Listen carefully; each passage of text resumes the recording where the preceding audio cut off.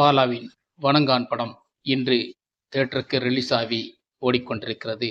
இந்த படம் எந்த அளவுக்கு மக்கள் மத்தியில் ரீச் ஆகியிருக்கிறது, இந்த படத்தை ஃபர்ஸ்ட்ல யார் நடிச்சிருக்காங்க, அதை பற்றி தான் நம்ம இந்த வீடியோவில் தொடர்ந்து ரிவ்யூ பேச போகிறோம். வாங்க வீடியோக்குள்ளே போகலாம். சட்டம் ஒழுங்கு சரியில்லாமல் இந்தியருக்கு சாவை கிடையாது என்ற இந்தியாவின் வரலாறு. வணக்கம். பாலாவின் வணங்கான் படம் ஃபர்ஸ்ட்டில் நடித்தது சூர்யா தான்.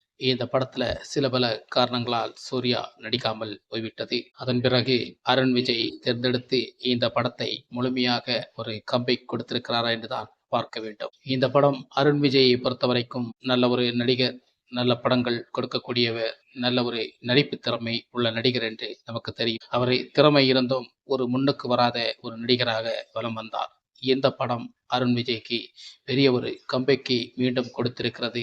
இந்த படம் அருண் விஜய்க்கு பெரிய ஒரு பாராட்டுகளும் கொடுக்க வேண்டிய ஒரு படமாக அமைஞ்சிருக்கிறது.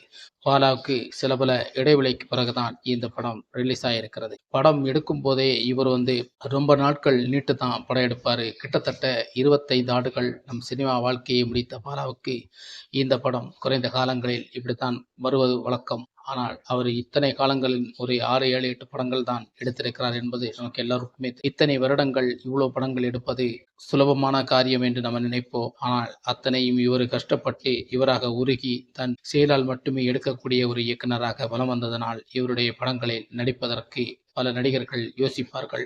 சில பேர்கள் நடிப்பு திறமைக்காக வேண்டி இவர் படங்களில் நடிக்க ஆசைப்படுவார்கள். அப்படித்தான் ஒரு படம் எடுத்தாலே 2 வருடம் 3 வருடம் என்று இழுத்து கொண்டே போவார். ஏனென்றால் இவருக்கு பிடித்த அளவிற்கு நடிப்பங்கை உள்வாங்க வேண்டும் என்பதற்கான ஒரு நோக்கம் பாலாவுக்கு இருந்தது.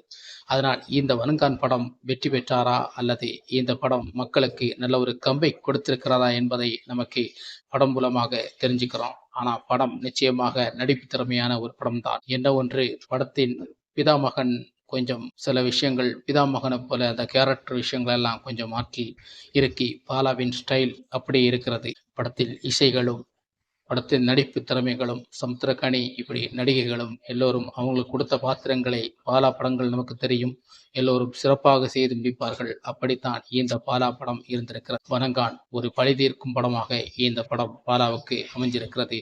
அவரை 25 வருட காலம் நிறைவு செய்த போது இந்த படம் ரிலீஸ் ஆகியிருக்கிறது என்றால் அது ஒருபடி மேலே தான் இந்த படம் அவரை தூக்கி இருக்கிறது என்று சொல்ல முடியும். இந்த படம் நிச்சயம் பாலாவுக்கு ஒரு வெற்றி படமாக அமைஞ்சிருக்கிறது என்ற மாற்று கருத்தும் இல்லை.